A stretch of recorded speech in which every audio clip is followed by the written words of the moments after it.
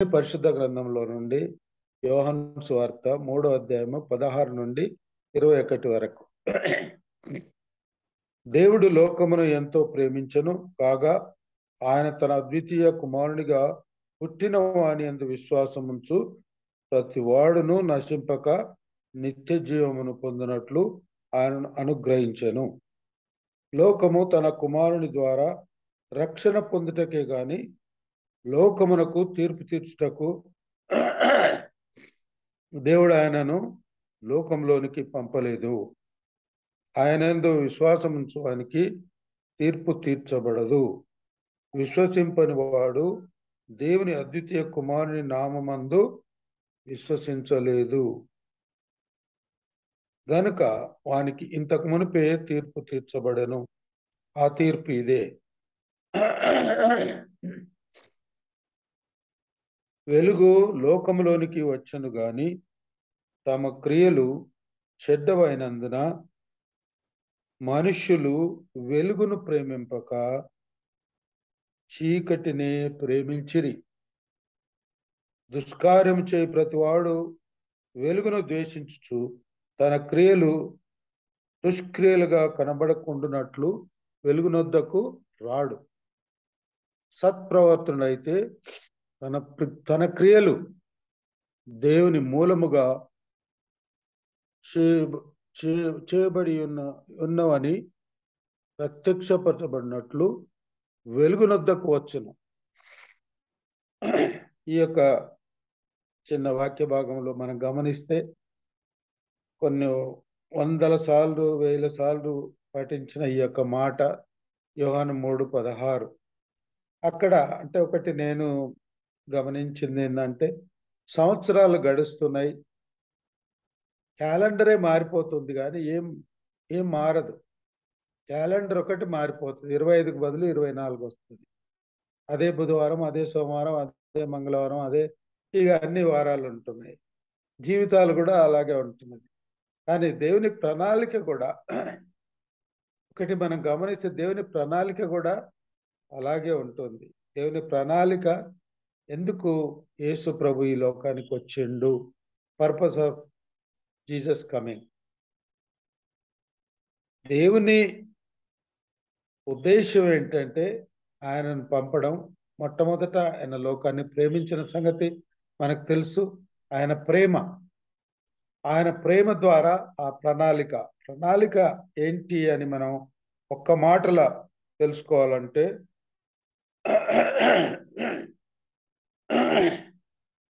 ప్రతి వాడును నశింపక నిత్య జీవము, ప్రతి వాడు నశింపక నిత్య జీవం పొందినట్లు ఆయనను అనుగ్రహించెను. అది ఆయన ప్రణాళిక. యేసు ప్రభు ఎందుకు వచ్చిండు, యేసు ప్రభు రావడం ఉద్దేశం ఏంది అని అనుకుంటే, మనం ప్రతి వాడు కూడా ఆయన యందు విశ్వాసం ఉంచి నశింపక నిత్య జీవం, అంటే to grant us eternal life. అది దేవుని ఉద్దేశం, మనం గమనించాలి. ఆ ఎటర్నల్ లైఫ్ అనేది ముఖ్యం. ప్రతి వాడు కూడా మనం వేచి ఉండేది, నిరీక్షించేది ఎటర్నల్ లైఫ్. రెండవది, మనం ముందుకెళ్తే, లోకము తమ కుమారుని ద్వారా రక్షణ పొందుటకే గాని లోకమునకు తీర్పు తీర్చుటకు రాలేదు.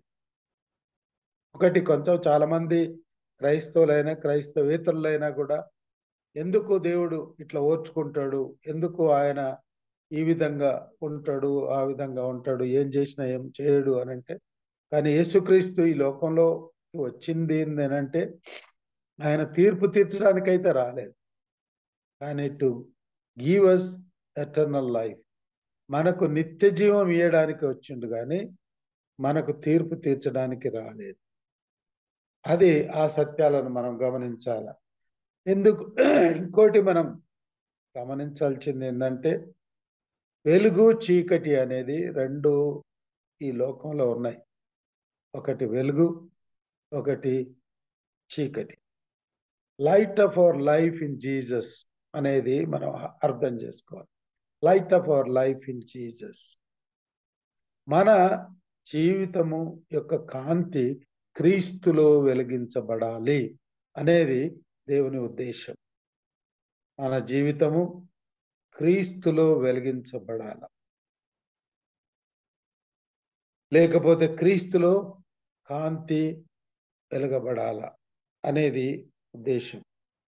కానీ చూడండి, మనకు ఇవన్నీ తెలుసు, లోకమునకు వచ్చను గాని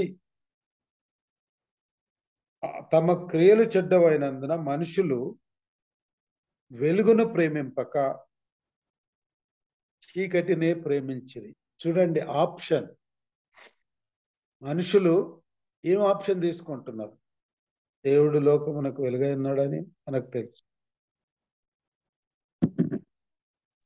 ఇక్కడ యోహాను 8:12లో యేసు, నేను లోకమునకు వెలుగును, నన్ను వెంబడించువాడు చీకటిలో నడవక జీవపు వెలుగు కలిగి ఉండునని వారితో చెప్పాను. జీవపు వెలుగు కలిగి ఉండునని వారితో చెప్పాను. మళ్ళీ ఇక్కడ కూడా జీవపు. యేసు ప్రభువుని ఎక్కడ వెంబడించినా కూడా నిత్య జీవం అనేది is a living God. Is not చనిపోయిన దేవుడు కాదు. Is not a God who is died. Is a God who is living for ever and ever. ఆయన ఎప్పుడు నిత్యము జీవించే దేవుడు. ఆదియు అంతము ఆయనే. కాబట్టి ఎందుకు మనుషులు వెలుగును ప్రేమింపక చీకటినే ప్రేమించిరి అని? వెలుగును ఎందుకు ప్రేమిస్తలేరు? ఎందుకు వెలుగుని ఇష్టపడరు లోకం?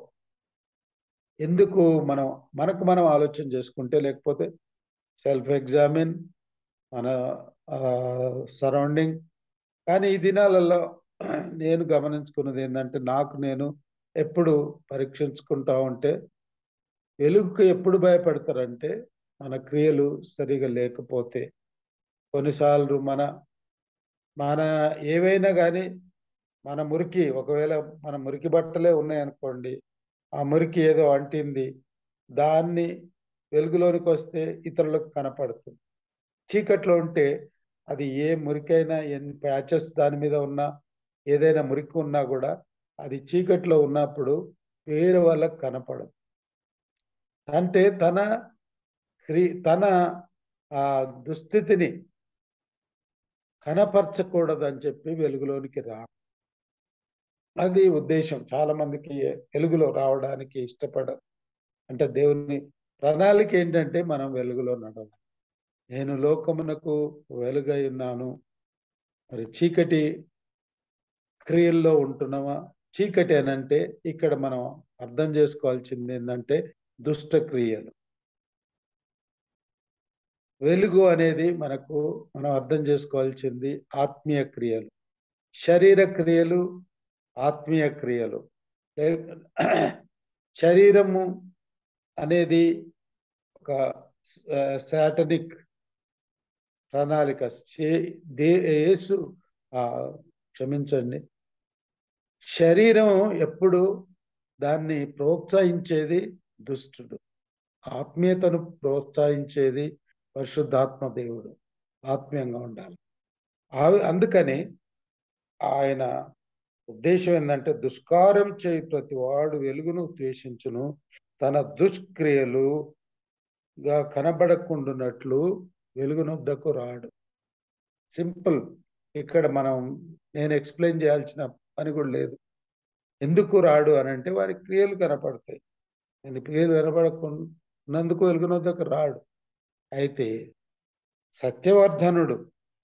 సత్యవర్ధనుడు అనగా సత్యము తెలుసుకున్నవాడు, లేకపోతే వెలుగులో ఉన్నవాడు, తన క్రియలు దేవుని మూలముగా చేయబడి ఉన్నవని ప్రత్యక్షపరచినట్లు వెలుగు వద్దకు వచ్చాను.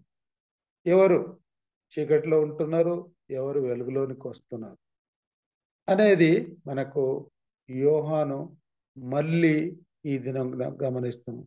మనం సంవత్సరాలు గడిచినప్పటికి కూడా మనం దేవుని వెలుగులోనికి రావడానికి, వాస్తవత సత్యాన్ని ప్రేమించి, లేకపోతే సత్యంలో నడుచుకొంచు అనగా వెలుగులో నడుచుకొంచు వెలుగునొద్దకు వచ్చినప్పుడు మనం ఆ యొక్క నిత్య జీవాన్ని సంపాదించుకుంటాం. ఒకవేళ మనం చీకటిలో ఉన్నట్టయితే మన గమ్యము మనకు తెలుసు. చీకటిలో నడిచినప్పుడు, చీకటిలోనే చనిపోయినప్పుడు మనకు పాతాళమే మన గమ్యం. ఎప్పుడైతే మనం వెలుగులో నడుస్తున్నామో, వెలుగులో జీవిస్తున్నామో, వెలుగు మనకు మనం వెలుగులో నడుచుకొనొచ్చు, మన ద్వారా ఇతరులకు వెలుగు కనపరుస్తున్నామో అప్పుడు దేవుని మయంపరుస్తున్నాం. దేవుని మయంపరిచి మన గమ్యం ఏంటంటే నిత్య జీవం. నిత్య జీవం. దేవుని ప్రణాళికలో దేవుడు మనలను మన కొరకు ఏర్పరిచిన ప్రణాళికలో మనం ఉండాలనంటే దేవుని వెలుగులో మనం ఉండాలి. దుష్క్రియలు చీకటి నుండి మనం విడిపించబడాలి. అదే మన జీవితం. విశ్వాసము అవిశ్వాసం అనేది ఒకవేళ మనం గమనిస్తే ట్రాన్స్ఫర్మేషన్ ముందు ఇవన్నీ విశ్వసించు. యేసుప్రభు వచ్చిండా, యేసుప్రభు మన కొరకు చనిపోయిండా, దేవుడు ప్రేమించిండా అనేది క్వశ్చనబుల్. కానీ మనం ఎప్పుడైతే ఈ మాటలను నమ్ముతున్నామో, లోకం దేవుడు ఎంతో ప్రేమించిండు, తన కుమారుని పంపిండు. ఆ పంపడం ఉద్దేశం ఏంటంటే మనకు నిత్య జీవం. ప్రతి మనుష్యుడు నిత్య జీవం పొందడానికి ఆయన ప్రణాళిక అది. ప్రతి మనుష్యుడు ఎవ్వరు నశింపక, ప్రతి వాడు నశింపక నిత్య జీవం పొందడం. అక్కడ పార్షాలిటీ లేదు. యేసు ప్రభు పక్షపాతం చూపేయడం లేదు. ప్రతి ఒక్కడు నిత్య జీవానికి పొందాల, నిత్య జీవంలో ప్రవేశించాల. క్రీస్తునందు దేవుని బిడ్డలారా, ఉదయకాలం అందు మనం ఈ యొక్క 2025లో మనం ప్రవేశించినాం. క్యాలెండర్ మాత్రం మారిపోయింది. దినాలు ఎక్కువైపోతున్నాయి. కొంతమంది యవనస్తులు ఇంకా బలంగా మారిపోతున్నారు. మరి యవనంలో నుండి వృద్ధాత్మంలోనికి నడిపించబడుతున్నారు. కానీ ఏది ఎట్లా ఉన్నా కూడా దేవుని దృష్టిలో ఆయన ప్రణాళిక ఏంటంటే మనం ఈ లోకంలో ఉండడం, ఈ లోకంలో ఉన్నంత కాలం వెలుగులో నడిపించబడి చీకటిని ఎదిరించి, చీకటిని జయించి వెలుగులో నడవబడి మరి ఆయన నిత్య జీవంలో ప్రవేశించాలని మనకొక హెచ్చరిక. మరి ఇప్పుడు మనకు ఒక సవాల్ ఏంటి? ఛాలెంజెస్ ఏంటి? మనం నిజంగానే వెలుగులో నడవాలని మనం తీర్మానించుకుంటున్నాం. మనం ఏదో సాక్ష్యాలు చెప్పేటప్పుడు నాకు జబ్బులు ఉన్నాయి, రోగాలు ఉన్నాయి, దేవుడు కరుణించిండు, నేను ఈ విధంగా ఉన్నప్పుడు నన్ను కరుణించిండు, నాకు సెల్ ఫోన్ పోతే నాకు దొరికేటట్టు చేసిండు అని ఏదో విధంగా కొన్ని చెప్తా ఉంటాం. సరే, ఏది ఎట్లయినా కూడా మనం 2004వ సంవత్సరంలో ఏది ఇంతవరకు చేయలేదు. ఇప్పుడు మనం ఏం చేయాలి? ఒక సవాల్. మన వెలుగులో నడవాలని దేవుని ఉద్దేశం. మన జీవితం, మన దినాలు పొడిగించడం దేవుని ఉద్దేశం ఏంటంటే మనలను దేవుడు వెలుగులో నడిపించబడాల. దేవుడు వెలుగులో నడిపించబడాల. 2 తిమోతి 1:6-7 చదువుతా. అంతకుముందు రోమా 8:1 కూడా చదువుతా. కాబట్టి ఇప్పుడు క్రీస్తు యేసునందున్న వారికి ఏ శిక్ష విధియు లేదు. అది రోమా 8:1. ఎప్పుడైతే యేసుక్రీస్తునందు ఉంటున్నామో మనకు శిక్ష అనేది లేదు. అది ఎంత వాగ్దానంతో కూడిన మాటలు చూడండి. ఎంత వాగ్దానంతో కూడిన మాటలు. క్రీస్తు యేసునందు ఉన్న వారికి ఏ శిక్ష విధియు లేదు. అదే 4:24 యోహాను సువార్త. దేవుడు ఆత్మ గనుక ఆయన ఆరాధించువారు ఆత్మతోనూ సత్యముతోనూ ఆరాధించాలని. అది ప్రతి చోట మనం చర్చిలలో కూడా రాపిస్తున్నాం. దేవుడు ఆత్మ గనుక ఆయన ఆరాధించువారు ఆత్మతోనూ సత్యముతోనూ ఆరాధించడం. ఈ విధంగా దేవుడు మన కొరకు ఎన్నో వాగ్దానాలు, ఎన్నో ప్రామిసెస్ మనకు అనుగ్రహించిన దేవుడు. మరి మనకు ఒక సవాల్ ఏంటంటే మనం ఆ వెలుగులో నడుస్తున్నామా? ఆ విశ్వాసం, యేసుక్రీస్తునందు విశ్వాసం ఉంచడానికి ఏ శిక్ష విధి లేదు. రెండో తిమోతి 6:7 ఉంది. ఆ హేతువు చేత హస్త నిక్షేపణ నీకు కలిగిన దేవుని కృపా వరము ప్రజ్వలింప చేయవలనని నీకు జ్ఞాపకం చేయుచున్నాను. దేవుడు ఆయన శక్తియు ప్రేమయు ఇంద్రియ నిగ్రహము గల ఆత్మని ఇచ్చను గాని పిరికితనం గల ఆత్మను మనకు ఇయ్యలేదు. ఒకవేళ మనం ఛాలెంజ్గా మనం చూస్తే, మనం ఒక ఛాలెంజెస్ ఈ యొక్క లోకంలో మన ప్రభు చిత్తానుసారంగా నడవాలి అని అన్నప్పుడు మనకు ఒక తోడు మనకు అనుగ్రహిస్తున్నాడు. ఏంటంటే పరిశుద్ధాత్మ దేవుడు. దేవుడు మనకు శక్తియు ప్రేమయు ఇంద్రియ విగ్రహం గల ఆత్మనే ఇచ్చను గాని పిరికితనం గల ఆత్మను ఇవ్వలేదు. దేవుని ఆత్మ, దేవుడు పరిశుద్ధాత్ముడు ఎప్పుడైతే ఈ లోకం నుండి యేసు ప్రభు మరి ఆరోహణమై వెళ్ళిపోతాడో అప్పుడు శిష్యులు అడిగిన ప్రశ్నకు మనకు తెలుసు, మిమ్మల్ని అనాథులుగా విడవకుండా మీతో ఎల్లప్పుడూ ఉండకు పరిశుద్ధాత్మ దేవుణ్ణి మీతో మీ కొరకు పంపుచున్నాను. అదే ఇక్కడ భక్తులంతా అనుభవిస్తున్నారు, ఆ శక్తిని పొంది ఉంటున్నారు. పౌలు కానీ దేవుని యేసు ప్రభు శిష్యులు కానీ పౌలు కానీ ఇంకా అనేకమైన భక్తులు కానీ ఆ యొక్క ఆత్మను పొందిండ్రు. ఆ ఆత్మను పొందినప్పుడు మనకు పిరికితనం అనేది ఉండదు. ఆ పిరికితనం లేకుండా మనం దేవుని వెలుగులో నడవడానికి, అంత దేవుని మూలముగా మనం చేసే ప్రతిదీ కూడా దేవుని మూలముగా చేయబడినవని ప్రత్యక్షపరచబడినట్లు వెలుగునొద్దకు వచ్చును. మనం కూడా మన జీవితం మనకు ప్రత్యక్షపరచబడాలంటే మనం వెలుగునొద్దకు రావాలా, యేసును వెంబడించాలా, యేసు చెప్పిన మాటలు వినాలా. అదే దేవుని ఉద్దేశం. క్రీస్తునందు దేవుని బిడ్డలారా, మనమందరం కూడా మనం ఆలోచన చేసుకొని, ఇంకొకరి గురించి కాదు కానీ మనం ఎంత క్లోజ్ రిలేషన్షిప్ ప్రభుతో ఉంటున్నాం. క్లోజ్ రిలేషన్ ఎప్పుడైతే మంచి సంబంధం కలిగి ఉంటున్నామో మన జీవితంలో జయం కలుగుతుంది. మన జీవితంలో కొన్ని ఇబ్బందులు కలగవని కాదు, కానీ ఆ ఇబ్బందులు కలిగినప్పటికీ కూడా జయం మనకు దేవుడు అనుగ్రహిస్తున్నాడు. ఆ పరిశుద్ధాత్మ శక్తిని పొంది మన అనుదిన జీవితంలో జయం పొందొచ్చు. వెలుగులో నడుచుటకు మనకు పరిశుద్ధాత్మ దేవుడు సహాయం చేయునుగాక. ఆమేన్.